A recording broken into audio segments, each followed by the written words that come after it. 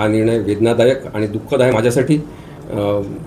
मी misconduct केलेलं नसताना, मी misconduct केलं असतं तर मी स्वतः सगळं मान्य केलं असतं, परंतु अशा पद्धतीचा निर्णय हा मला मान्य नसल्यामुळे मी याच्या संदर्भात कायदेशीर प्रक्रियेतून जरूर माझी न्यायाची मागणी पुढे नेईन. आणि एवढंच नाही तर न्यायासाठी मी काम करत राहणार, संविधानाच्या रक्षणासाठी करत राहणार. किती पण कोणी दाबण्याचे प्रयत्न केले असतील, संघटितपणे दाबण्याचे प्रयत्न करू द्या, तरी पण मी माझं जे म्हणणं आहे सत्यावर आधारित ते सांगत राहणार, एवढं मी सांगू.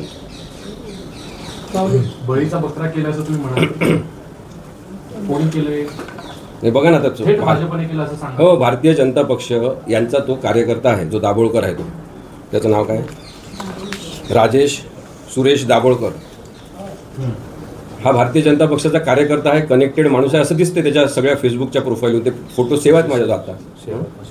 आशिष शेलार यांच्या ते जवळचे दिसतात. त्याच्यामुळे तसं वापर करणं हे बरोबर नाही. म्हणजे bar council of Maharashtra and Goa यांची मोठी दिशाभूल या माणसांनी केलेली आहे.